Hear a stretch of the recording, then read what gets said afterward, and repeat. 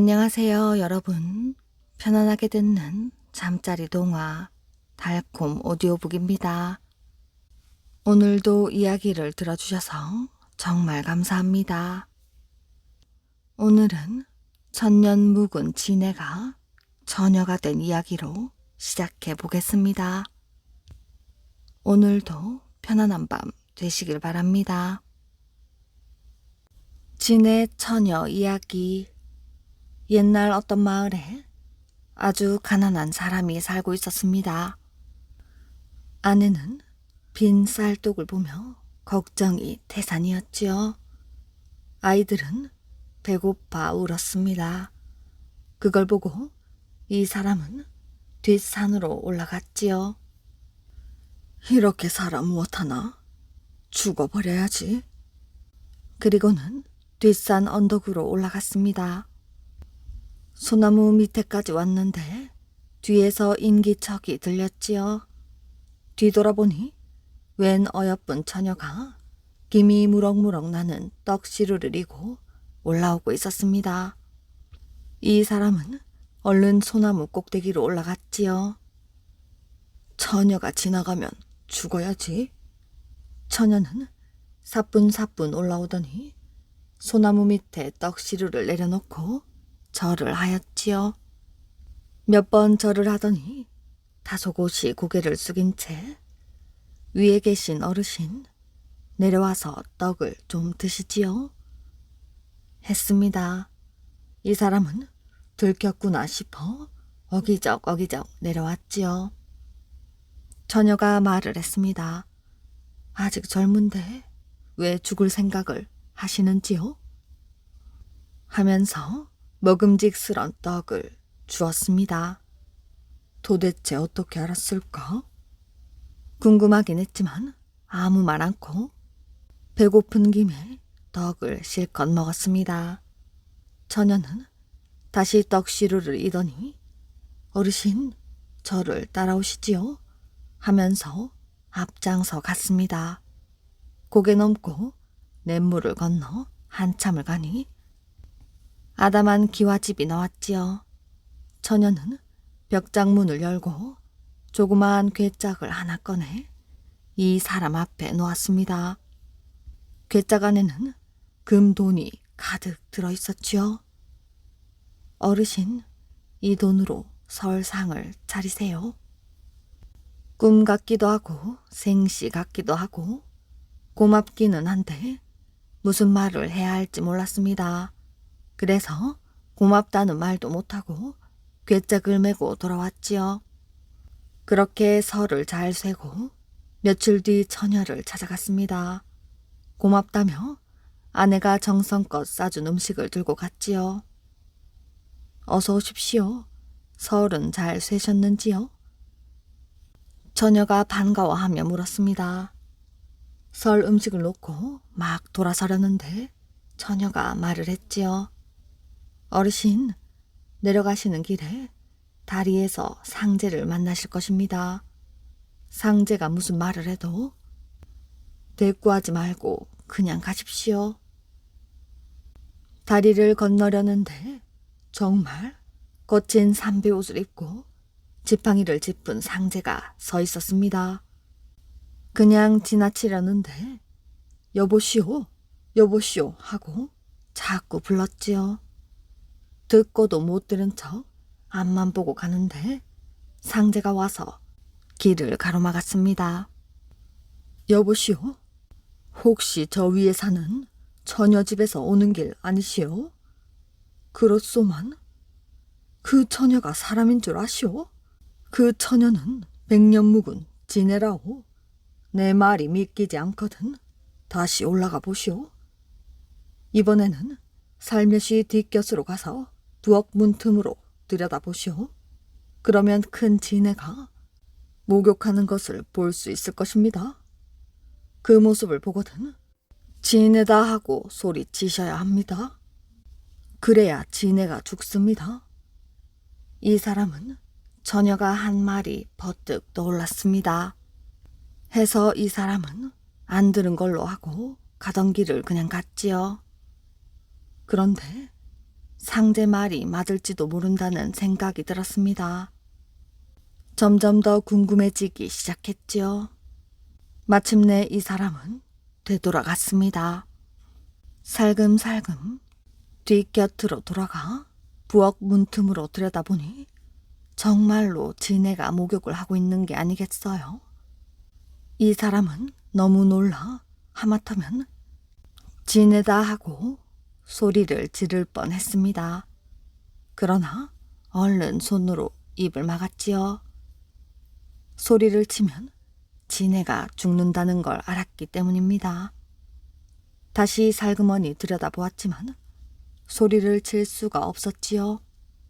아무리 지네라도 우리 식구에게 살 길을 마련해준 은인인데 이 사람은 마음을 가라앉히고 앞마당으로 갔습니다. 어느새 처녀가 나오는데 방금 목욕을 한 듯 얼굴이 발그스름했습니다. 어서 안으로 드시지요. 처녀가 다소곳이 이 사람 앞에 앉았습니다. 어르신, 고맙습니다. 방금 전에 소리를 치지 않아 저도 어르신도 이렇게 살았습니다. 만일 소리를 쳤다면 저와 어르신은 죽었을 것입니다.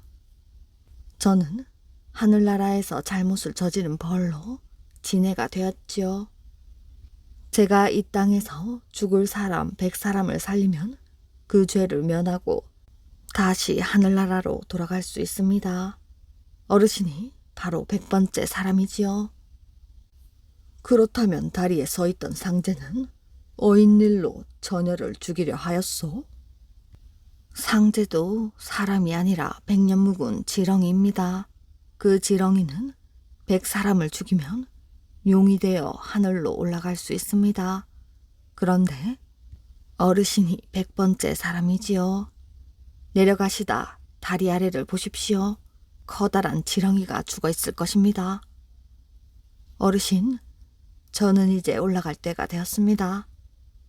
갑자기 뭉게구름이 이르더니 앞이 보이질 않았습니다. 얼마 있다 정신을 차려보니 처녀도 기와 집도 보이질 않았지요. 이 사람은 꿈을 꾼 것 같았습니다. 허망한 마음으로 혼자 길을 따라 내려왔지요. 다리를 지날 때 처녀가 한 말이 생각나 아래를 내려다보니 정말로 커다란 지렁이가 죽어 있는 게 아니겠어요. 집으로 돌아온 이 사람은 그 이후로 죽을 생각을 한 번도 하지 않았다고 합니다. 그리고 아내와 아이들과 잘 살았다고 합니다. 김유신과 기생. 김유신 장군이 어렸을 때 어머니인 만명 부인은 사랑하는 아들에게 훌륭한 사람이 되려면 벗을 잘 사귀어야 하니 언제나 용감하고 정직한 사람을 벗으로 삼고 거짓말을 하거나 비겁한 행동을 하는 사람은 사귀지 말라고 입버릇처럼 다일렀습니다. 김유신도 어머니의 말씀을 명심하여 벗을 사귀는데 신중히 했지요. 그러나 유신도 나이가 들어 친구들과 술을 마시게 되자 이웃에 있는 천관이라는 귀생을 사귀어 서로 좋아하는 사이가 되었습니다. 김유신은 말을 타고 어머니의 눈을 피해 천관의 집으로 자주 다녔지요. 이 일을 알아차린 어머니는 아들을 불러놓고 눈물을 흘리며 꾸짖었습니다. 훌륭한 집안의 자손으로서 이웃의 여러 강국들이 엿보고 있는 이 어려운 때에 나라를 구해야 할 책임이 있는 네가 공부는 등한시하고 기생방에 드나들다니 이게 웬일이냐? 이제부터라도 기생방에 발을 끊지 않는다면 어찌 훌륭한 조상님의 자손이라 하겠느냐? 나도 너를 자식이라 부르지 않을 것이다. 마음속 깊이 뉘우친 유신은 어머니 앞에 엎드려 다시는 기생방에 가지 않을 것을 맹세하였습니다. 그 후 어느 날 유신은 친구 집에서 술을 마시고 거하게 취한 채 에마를 타고 말 한 장 위에서 졸면서 돌아왔습니다. 유신의 말은 명마였습니다. 주인이 이렇게 취했을 땐 저 집에 잘 가더라 하고 타박타박 발을 옮긴 곳이 바로 천관의 집이었지요. 낯익은 말발굽 소리에 천관은 뛰어나와 유신을 맞았습니다. 잠에서 깬 유신은 그제서야 어머님과의 약속을 어긴 것을 알았지요. 유신은 칼을 뽑았습니다. 뽑아든 칼은 말목을 내리쳤지요. 붉은 피로 물든 땅 위에 주인을 섬기다 처참하게 죽은 말머리가 뒹굴고 있었습니다. 유신은 붉은 피 위에 눈물 자국을 남기고 뒤도 돌아보지 않고 뚜벅뚜벅 걸어갔습니다. 어쩌면 저렇게도 무정하실까? 천관은 유신을 잊으려고 애를 썼습니다. 그러나 애쓰면 애쓸수록 유신의 모습이 떠올라서 천관을 괴롭혔지요. 천관은 끝내 스스로 목숨을 끊고 말았습니다. 천관의 일은 곧 여러 사람의 기억에서 사라져갔습니다. 세월이 흘러 김유신은 삼국 통일 성업을 완수하고 백발의 대대각관이 되었습니다. 통일대업이라는 큰 뜻을 이룩한 후 비로소 천관이 살던 집을 찾아가 천관을 생각했지요. 자기 때문에 젊은 목숨을 버린 여인 천관을 위해 그 집터에 천관사라는 절을 세워주었습니다. 그리고 불전의 향을 피우고 왕생극락을 빌었지요. 여왕을 사랑한 사람.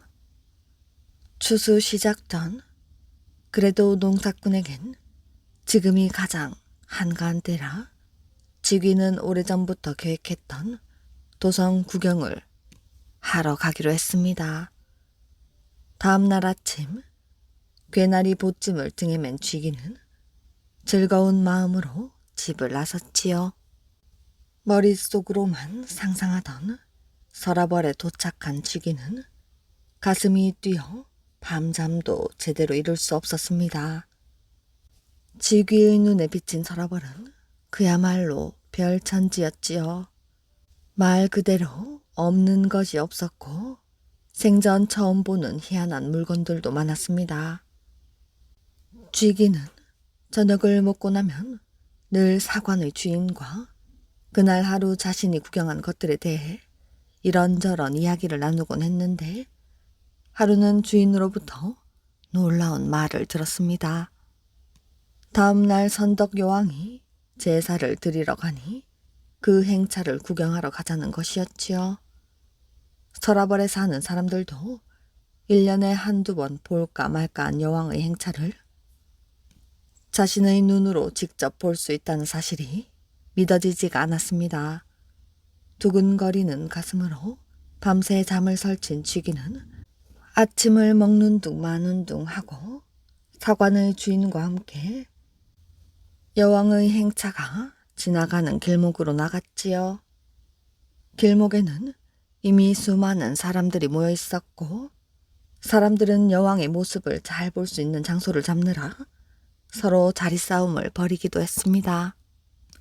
이윽고 멀리서 풍악 소리가 울리더니 수많은 군사들의 호의를 받으며 여왕이 탄 어가가 나타났지요. 사람들은 숨을 죽이고 허리를 숙였습니다. 여왕이 탄 어가가 쥐귀가 서 있는 곳을 지나갈 때 쥐귀는 자신도 모르게 고개를 들어 여왕의 모습을 바라보았지요. 쥐귀는 순간 숨이 멎는 것 같았습니다. 여왕은 자기처럼 사람이 아니라 하늘에서 내려온 선녀처럼 느껴졌지요. 어느새 쥐귀는 여왕의 행차를 뒤따르고 있었습니다. 시선은 오로지 여왕이 타고 있는 어가에 둔 채 멍하니 걸어가고 있었지요. 한 번만 여왕 폐하를 가까이 뵐 수 있다면 쥐귀의 머릿속은 온통 그 생각뿐이었습니다. 그러나 수많은 호위병들에 둘러싸인 여왕은 즉위의 존재도 모른 채 제사가 끝나자마자 곧바로 다시 대궐로 들어가고 말았지요. 그때부터 즉위는 대궐 문 앞에 앉아 여왕이 다시 모습을 나타내기만을 기다렸습니다. 즉위는 잠도 자지 않고 밥도 먹지 않고 오로지 대궐 문 앞에 쪼그리고 앉아 여왕의 모습을 떠올리며 애타게 여왕을 불렀습니다. 처음에는 그런 즉위를 대수롭지 않게 여겼으나 날이 갈수록 사람들 사이에 즉위가 여왕을 연모한 나머지 상사병에 걸려 미쳤다는 소문이 퍼졌지요. 대궐을 호위하는 군사들이 아무리 즉위를 쫓아버리려고 애를 써도 즉위의 몸은 꿈쩍도 하지 않았습니다. 즉위의 몸은 마른 나뭇가지처럼 말라갔지요. 눈은 움푹 패였고 얼굴엔 광대뼈가 붉어져 나왔습니다. 살아있는 사람이라고는 도저히 생각할 수 없는 몰골이었지요. 다시 며칠이 지난 뒤 선덕여왕은 영묘사에 분향을 하러 가게 되었습니다. 대궐 문이 열리고 호위병에 둘러싸인 여왕의 어가가 나타났지요. 어가에 앉아 여전히 아름답고 온화한 미소를 띠고 있는 여왕의 모습을 본 즉위는 갑자기 자리를 박차고 일어나 호위병을 뚫고 그녀 앞으로 달려들었습니다. 그러나 여왕을 겹겹이 둘러싼 호위병들에게 금방 붙잡히는 신세가 되고 말았지요. 즉위는 목 놓아 여왕의 이름을 부르며 울부짖었습니다. 그로 인해 여왕의 행차는 잠시 중단되었지요. 여왕은 어가가 멈춰선 연유를 물었습니다. 자초지종을 들은 여왕은 곧 즉위를 데려오라고 명했지요. 즉위는 피골이 상접한 몰골로 여왕 앞에 꿇어앉았습니다. 그토록 사모하는 여왕이건만 얼굴을 들어 여왕의 용안을 똑바로 쳐다볼 수 없었지요.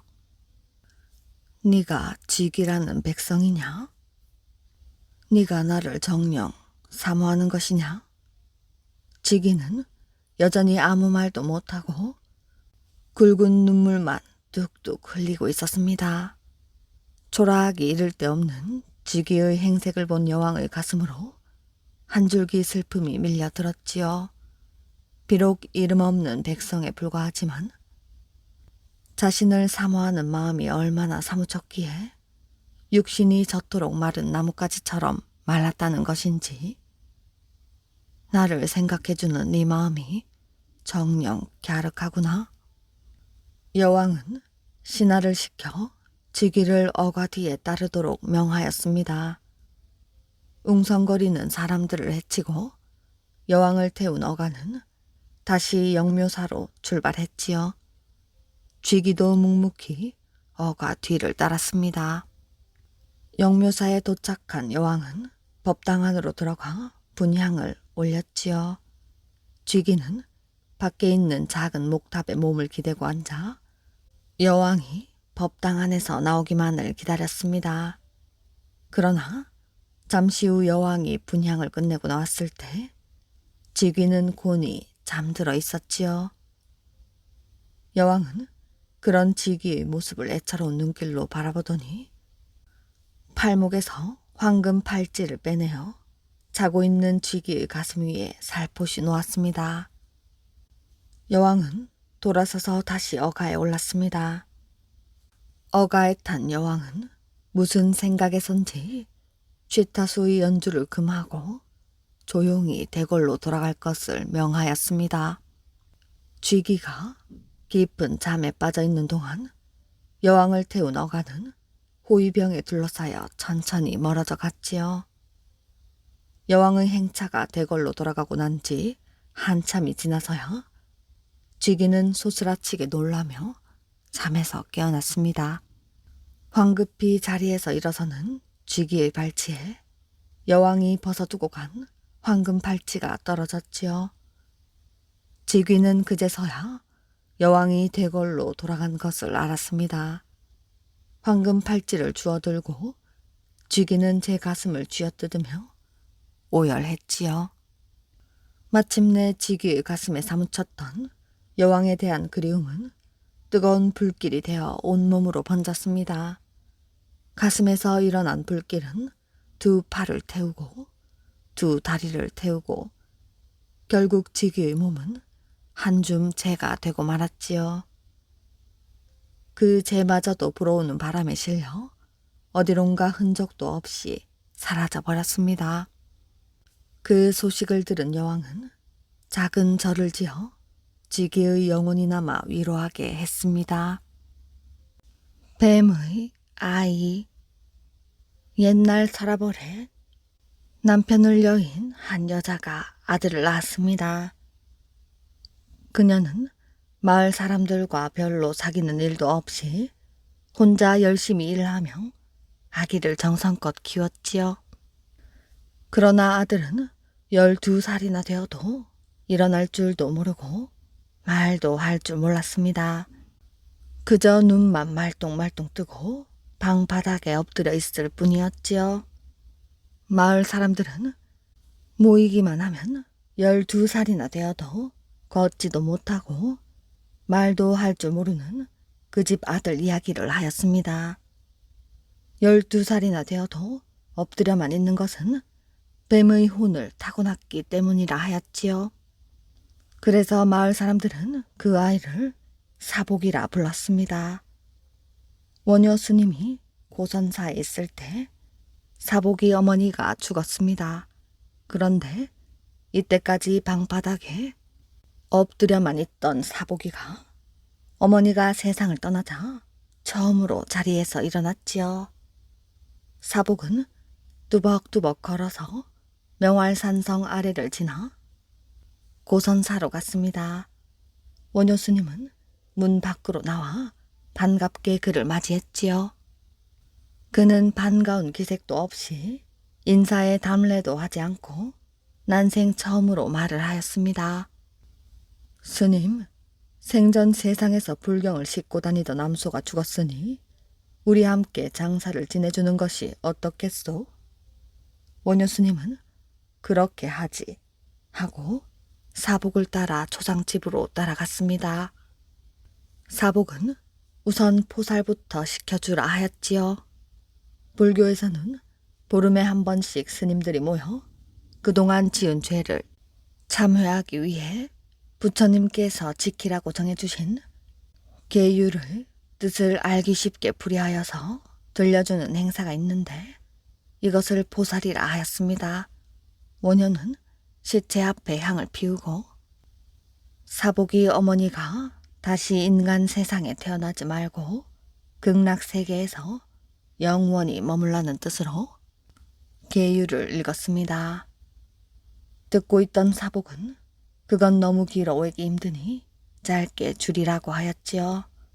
원효는 사는 것도 죽는 것도 괴로움이다 라고 하였습니다. 사복은 그제서야 만족하고 상여를 메고 집을 떠났습니다. 마을을 지나 산 모퉁이를 돌아 동쪽 산 기슭에 이르렀을 때 원효가 물었지요. 이쯤이 좋을 것 같구나.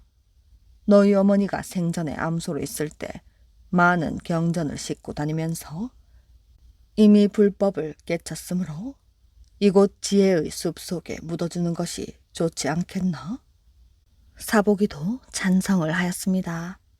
상여를 풀숲 앞에 내려놓고 풀을 뽑으니 그곳엔 땅 밑으로 큰 구멍이 열려 있었지요. 그 구멍으로 들여다보니 그 속에는 웅장한 산이 있고 기묘한 바위들이 솟아있는 계곡으로 맑은 시내가 흐르고 있는 아름다운 경치를 배경으로 기와집들이 수없이 많이 있었습니다.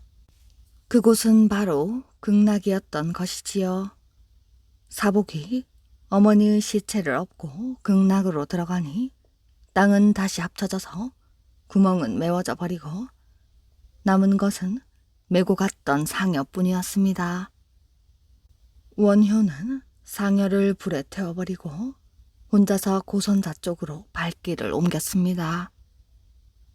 원수 집안의 두 원님. 옛날 어느 마을에 서로 도와가며 살아가는 두 집안이 있었습니다. 멀리 있는 친척보다 더 우애가 좋아서 서로 아껴가며 사이좋게 살았지요. 두 집안 사이에는 오래전 심어놓은 감나무가 있었습니다. 두 집안 어른들이 서로의 우애를 더욱 뜻깊게 하기 위해 기념으로 심어놓은 나무였지요. 나무를 심고 첫 가을이 되자 탐스러운 열매가 열렸습니다. 두 집안 사람들 모두 기쁜 마음으로 감을 함께 나누어 먹을 때를 기다리고 있었지요.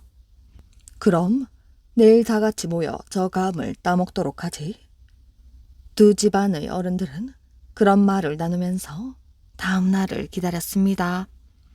기쁜 마음으로 잠을 자고 일어나 모두들 마당에 모였지요. 그런데 감이 모조리 하나도 남김없이 사라져 버렸습니다. 아니, 이게 어떻게 된 일이지? 혹시 자네 집에서 아무 얘기도 없이 나간 것 아닌가? 무슨 소리를 그렇게 하나? 그런 말을 먼저 꺼내는 거 보니 오히려 자네 집안이 수상하구먼. 두 집안은 다투기 시작했습니다. 아마 밤중에 도둑이 모두 나간 것이지요. 하지만 두 집안 사람들은 그런 생각도 하지 못한 채 계속 다투기만 했습니다. 그렇게 헤어지고 다음 날부터 더 이상한 일이 벌어졌지요. 한쪽 집에 닭이 없어지기도 하고 다른 한쪽 집에는 강아지가 사라지기도 하고 아마 감을 모조리 훔쳐간 도둑의 짓이었지요. 하지만 두 집안의 사람들은 서로에게 욕설을 퍼부으며 계속 다투기만 하였습니다. 사실 생각해보면 별것도 아닌 것인데 그렇게 오랫동안 우애를 지키며 살아왔는데 그런 우애 따위는 안중에도 없었지요. 결국 두 집안은 원수지간이 되었습니다. 그 두 집안에 친하게 지내던 사내 아이들이 있었는데 싸움 때문에 아이들까지 서로 얼굴도 쳐다보지 않을 정도로 사이가 벌어지게 되었지요. 아이들이 점점 자라 청년이 되었습니다. 두 아이 모두 과거 시험에 합격을 했지요. 그래서 한 청년은 영월의 원림으로 다른 청년은 단양의 원림으로 부임하게 되었습니다. 두 원림은 자신이 맡은 지방의 일을 아주 성실히 해나갔습니다. 그러던 어느 날 단양 원림은 이런 소식을 우연히 듣게 되었지요. 영월 원림이 바로 원수 집안의 아들이라는 사실을 말이지요. 어린 시절 둘은 아주 친하게 지냈지만 그때의 기억이 하나도 남아있지 않았습니다. 단양 원림은 언젠가 기회가 되면 영월 원림을 꼭 혼내주겠다고 다짐을 했지요. 어느 날 엄청나게 큰 비가 내리고 바람이 불고 천둥과 번개가 당장이라도 천지를 날려버릴 것처럼 울려댔습니다. 강이 넘치고 산이 무너져 내렸지요.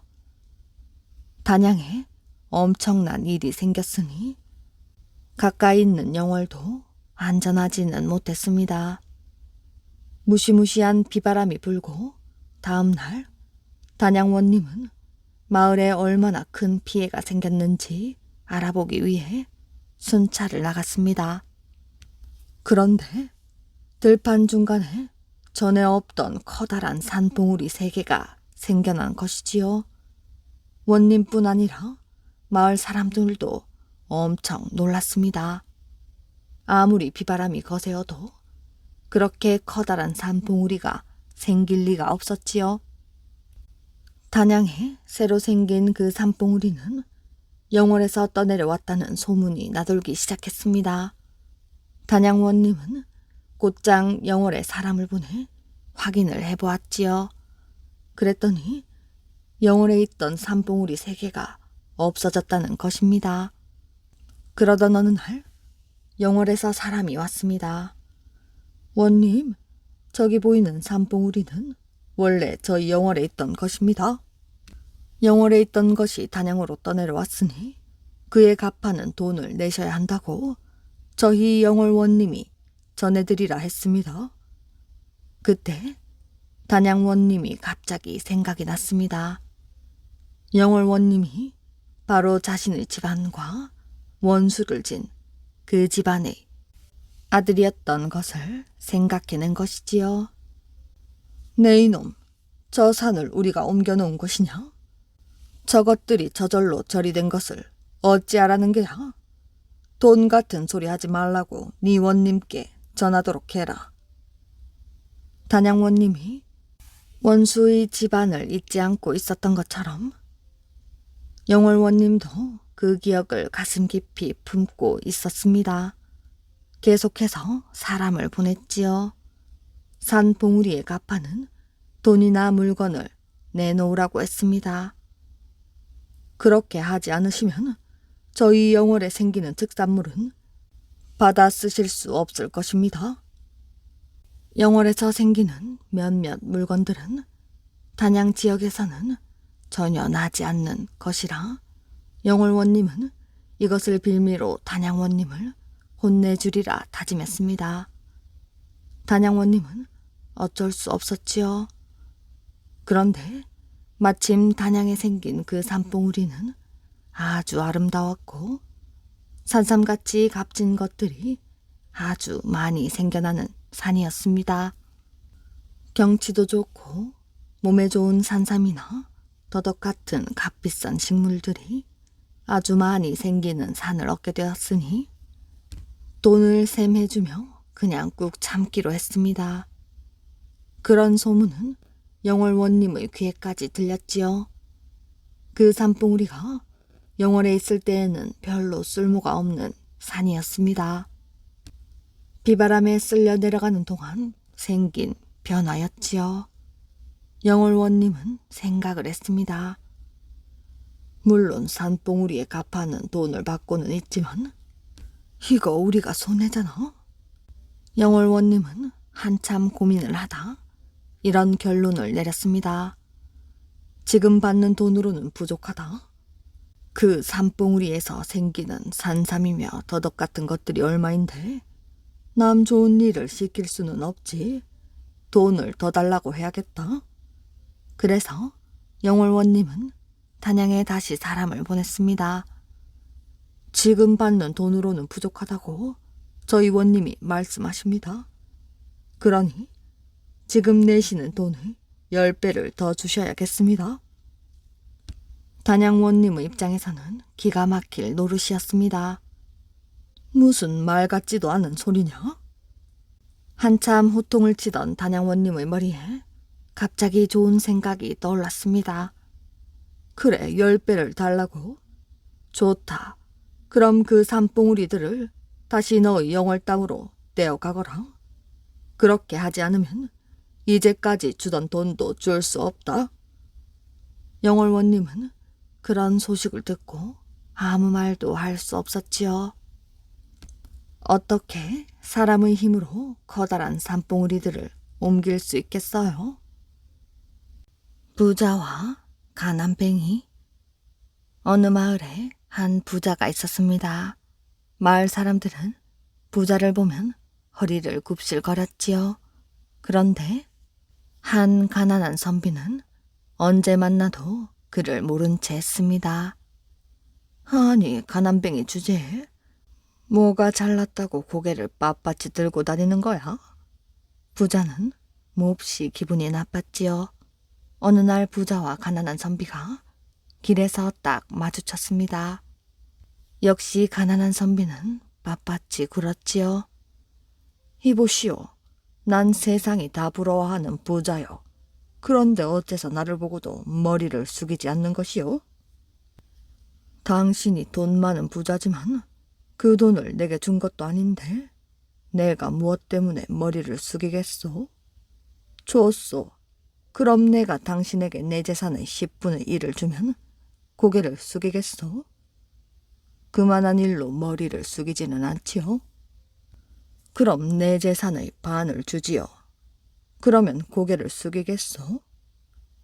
그렇다면 당신과 나와 같은 처지가 되는데 내가 왜 고개를 숙이겠소?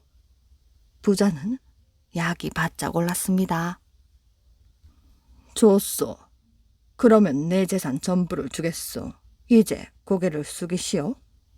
그러자 가난한 선비는 갑자기 위험을 차리며 이렇게 말했습니다. 부자였다가 가난뱅이가 된 양반아. 그러면 내가 부자인데 왜 당신에게 머리를 숙이겠나? 부자는 속이 부글부글 끓었지요. 소로 태어난 스님. 옛날 매우 게으르고 욕심 많은 중이 한 사람 있었습니다. 중이라면 부처님의 가르침을 갈고 닦기에 온 힘을 기울여야 할 텐데 그 중은 한다는 짓이 남의 눈을 속이고 술과 고기를 즐겨 먹으며 연불보다는 잿밥에만 침을 흘리는 것이었습니다. 그 잿값으로 중은 죽어서 소가 되어 다시 세상에 태어나고 말았지요. 소가 된 중은 이리저리 팔려다니며 갖은 고생을 겪다가 어쩌다 보니 부석사에서 일을 하게 되었습니다. 부석사는 워낙 큰 절이라 일거리가 많았지요. 하루도 편히 쉴 틈 없이 바삐 움직여야 했습니다. 하지만 소는 아무 말 없이 부지런히 일을 했지요. 그러던 어느 날 그 소는 마침 부석사에서 다른 절로 불경을 실어 나르는 일을 하게 되었습니다. 다른 소라면 도저히 오르기 어려운 가파른 고개가 앞을 가로막고 있어도 그 소만은 가쁜 숨을 헐떡이면서도 기어이 그 고개를 넘었지요. 그리고 다른 소들은 건너갈 엄두도 내지 않는 물살 빠른 깊은 여울도 거뜬히 건너며 많은 불경을 날라다 주었습니다. 그 소는 부처님 말씀을 널리 퍼뜨리는 일을 한 것이지요. 그 큰 공덕으로 해서 소는 마침내 다시 사람으로 태어나게 되었습니다. 하지만 아직도 그 전에 쥐은 죗값을 다 하지는 못해 이번에는 계집종이 되어 아간 귀진의 집에서 일을 하게 되었지요. 아간 귀진은 그 여종에게 웅면이란 이름을 지어주었습니다. 그러던 어느 해 아간 귀진은 여러 사람들과 힘을 모아 미사탈한 절을 세웠지요. 그리고 만일 동안을 기약하고 불공을 드리기 시작했습니다. 죽어서 극락에 가기 위해서였지요. 그러자 웅면도 아간 귀진을 따라 그 절에 와서 차마 법당 안으로는 들어가지 못하고 뜰 한가운데 서서 정성껏 연불을 외곤 했습니다. 하지만 주인은 그런 웅면이 여간 못마땅하지가 않았습니다. 종이면 종답게 집에서 일이나 열심히 하지 하는 깔보는 마음이 앞섰던 것이지요. 그래서 아간 귀진은 웅면이 다시는 절까지 따라오지 못하도록 큰 일을 맡겼습니다. 별을 무려 2섬이나 내어주며 밤새도록 그것을 찧어놓게 한 것이었지요. 그런데 웅면은 무슨 힘이 났던지 초저녁에 벌써 그 많은 별을 다 찧어 놓았습니다. 아간 귀진은 화가 났습니다.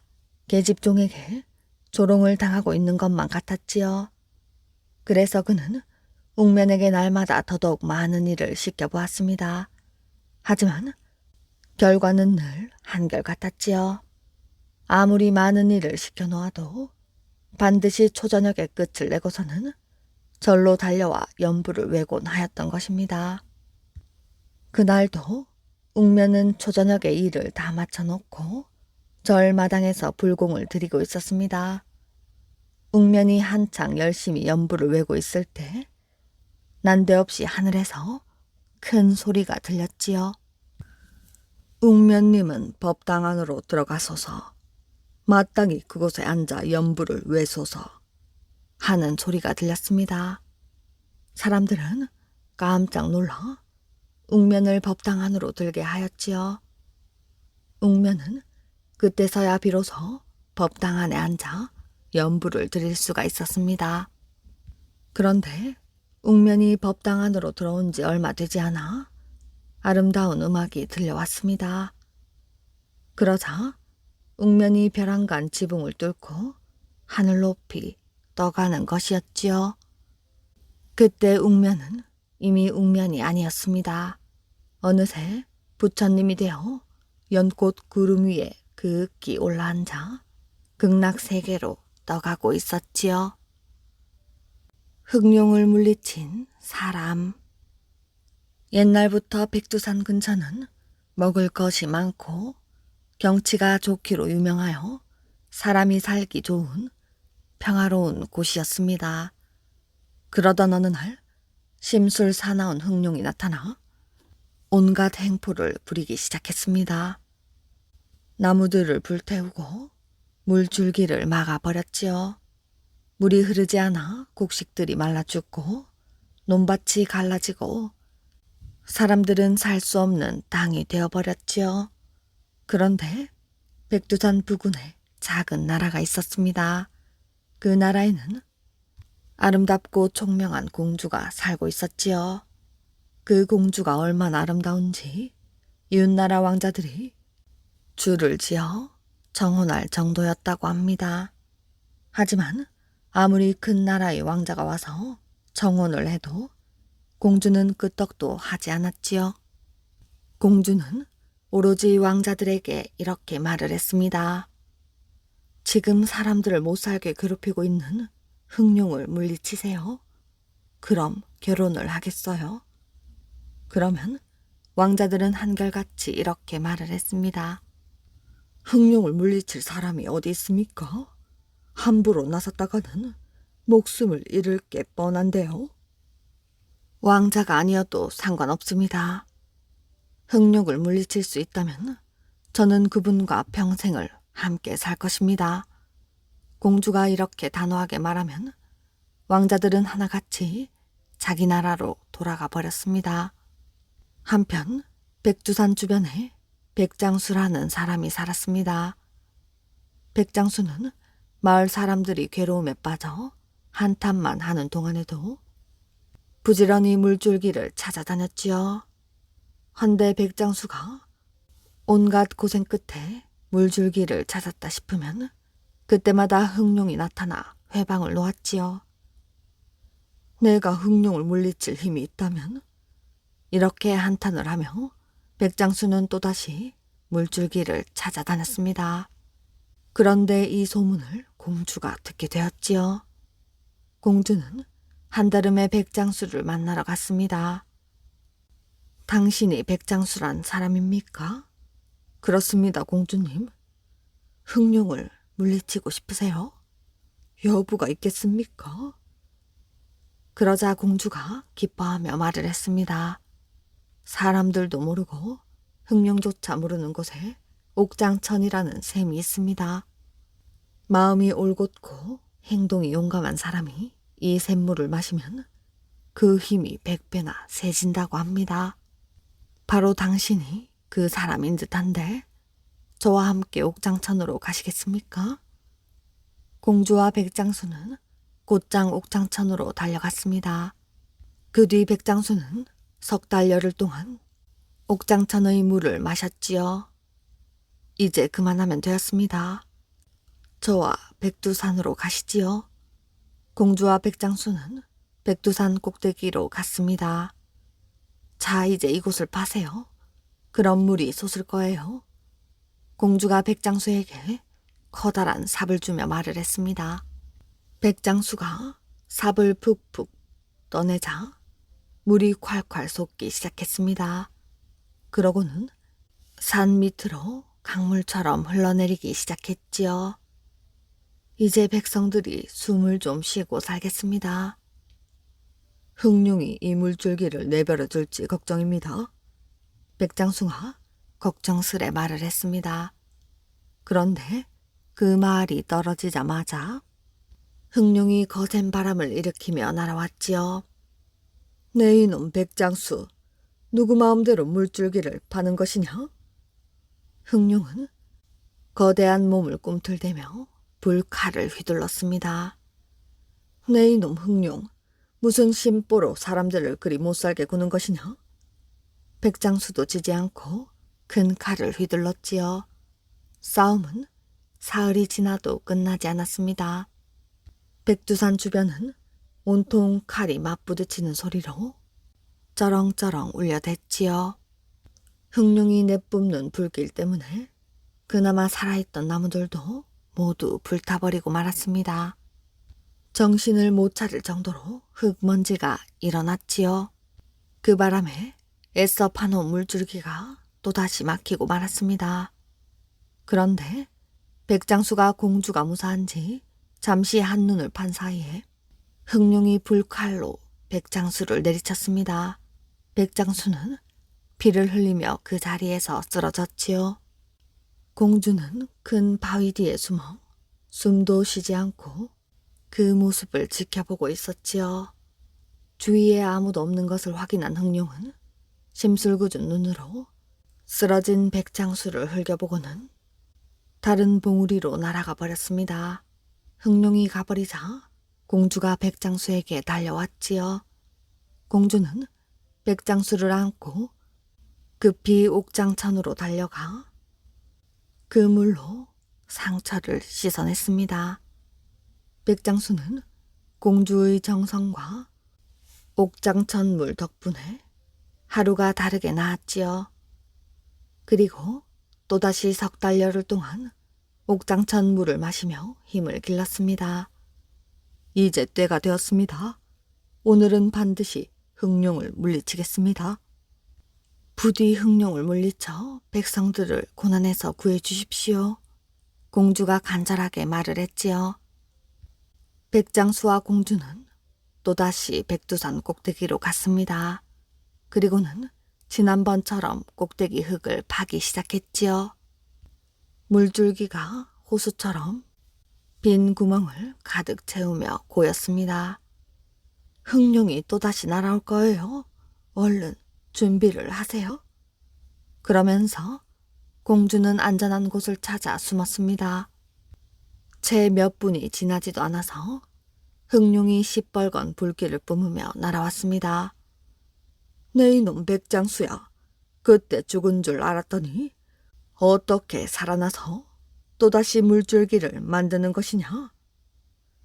내 이놈 흥룡, 오늘로 네 못된 횡포도 끝이다. 백장수는 흥룡이 내리치는 불칼을 온 힘을 다해 막았습니다. 그리고는 온 힘을 다해 칼을 휘둘렀지요. 백장수의 칼은 갑옷처럼 튼튼한 비늘을 뚫고 흥룡의 몸에 박혔습니다. 그러자 흥룡의 몸에서 검붉은 피가 솟구쳐 올랐지요. 내 이놈 백장수야, 내 언젠가는 이 원수를 꼭 갚아주마. 흥룡이 빛발선 눈을 부릅뜨며 하늘로 날아올랐습니다. 그러고는 시커먼 구름 속으로 사라졌지요. 이제 되었습니다. 백장수님 덕분에 사람들이 이제는 마음 편히 살겠습니다. 흥룡을 물리치셨으니 제 남편이 될 자격이 있습니다. 저와 결혼해 주시겠습니까? 이토록 아름답고 총명한 공주를 누가 마다하겠습니까? 그 뒤 백장수는 백두산 천지를 지키는 신이 되었습니다. 사나운 흥룡이 시시때때로 검은 구름을 몰고 와 심수를 부렸지만 백장수와 공주가 무서워 예전처럼 물줄기는 막지 못했지요. 개와 원숭이. 원숭이는 언제나 나무 위에 앉아 맛있게 떡을 먹었습니다. 나무 밑에서는 떡을 먹고 싶어하는 개 한 마리가 있었지요. 원숭이야, 떡 하나만 줄래? 개는 작은 눈을 위로 치켜뜨며 사정을 했지요.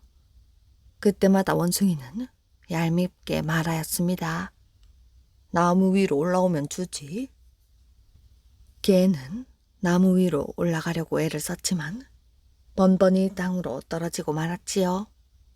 개는 그저 입맛만 다시며 돌아서야 했습니다. 무슨 좋은 방법이 없을까? 개는 굴 속으로 돌아와 이 생각뿐이었습니다. 그러던 어느 날 좋은 생각이 떠올랐지요. 개는 나무 밑을 지나가는 척하며 중얼중얼 거렸습니다. 떡을 나뭇가지에 걸어놓고 먹으면 진짜 맛있다던데. 원숭이는 아마 그걸 모르나 봐. 원숭이는 귀가 번쩍 뜨였습니다. 내가 왜 여태 그걸 몰랐지? 개가 지나가자 원숭이는 떡을 나뭇가지에 걸어놓고 좋아라 했습니다. 이제 떡을 더 맛있게 먹을 수 있겠다.